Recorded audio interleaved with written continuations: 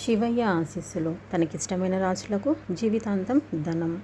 కొన్ని రాశుల వారిని జీవితాంతం పరమశివుడు కంటికి రెప్పలా కాపాడుతాడు అని చెబుతారు.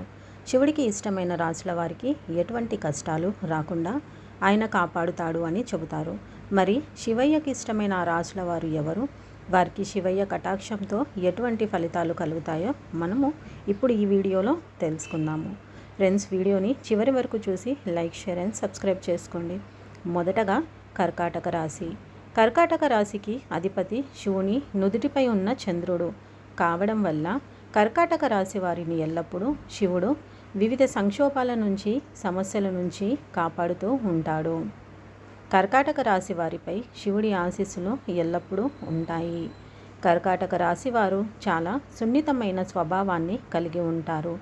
ఎవరైనా బాధ పెడితే వారు మర్చిపోలేరు. ఇక ఈ సున్నిత మనస్కులను శివుడు రక్షా కవచంగా నిలిచి కాపాడుతూ ఉంటాడు. రెండవ రాశి తులారాశి. శుక్రుడు తులారాశికి అధిపతి. తులారాశి జాతకులు గొప్ప ఆధ్యాత్మిక భావాలు కలిగి ఉంటారు. వీరిని శివుడు కాపాడుతూ ఉంటాడు. తులారాశి వారిపైన శివుని కటాక్షం ఎప్పటికీ ఉంటుంది. తులారాశి జాతకులు మనోహరమైన వ్యక్తిత్వాన్ని కలిగి ఉంటారు. వారు అభిరుచుల కోసం డబ్బు ఖర్చు చేయడానికి వెనకాడరు. విలాసవంతమైన జీవితాన్ని గడపడానికి ఇష్టపడతారు. వీరికి ఎప్పుడు రక్షా కవచంగా శివుడు నిలిచి కాపాడుతూ ఉంటాడు. ఇక మకర రాశి. మకర రాశి పాలక గ్రహం శనిదేవుడు. శనిదేవుడు శివుడి యొక్క గొప్ప భక్తుడు. శివుడిని శనిదేవుడు గురువుగా భావిస్తాడు. శనిదేవుడు శివుడి ఆశీస్సులతోనే దండాధికారి పదవిని పొందాడు.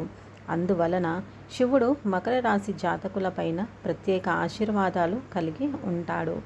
మకర రాశి వారిని శివుడు ఎల్లప్పుడూ ఆశీర్వదిస్తాడు. మకర రాశి వారు కష్టపడి పనిచేస్తారు. వారు తమ తమ రంగాలలో విజయం సాధిస్తారు. వారికి శివుడు ఎప్పుడూ అండగా ఉంటాడు. కుంభరాశి. కుంభరాశి మహాదేవునికి చాలా ప్రియమైన రాశి. ఈ రాశి వారిని అకాల మరణం నుండి శివుడు కాపాడుతాడు. శనిదేవుడు కుంభరాశిని పాలిస్తాడు. శివుడు ఎప్పుడు శనిదేవుని ఆదరంగా చూస్తాడు. శనిదేవుని రాశైన కుంభరాశిపై కూడా తన కటాక్షాన్ని చూపిస్తూ ఉంటాడు. వీరి జీవితంలో ఆనందం, శ్రేయస్సు ఉంటుంది. వీరు కష్టపడి పని చేసేవారు మరియు శ్రద్ధ కలిగిన వారు. వారు తమ జీవితంలో పెద్ద సవాళ్ళను కూడా ధైర్యంగా ఎదుర్కొంటారు. అటువంటి శక్తిని శివుడు వారికి ఇస్తాడు. తెలుసుకున్నాం కదండి. ఈ వీడియో కనుక మీకు నచ్చినట్లయితే లైక్, షేర్ అండ్ సబ్స్క్రైబ్ చేసుకోండి. మరొక మంచి వీడియోతో మళ్ళీ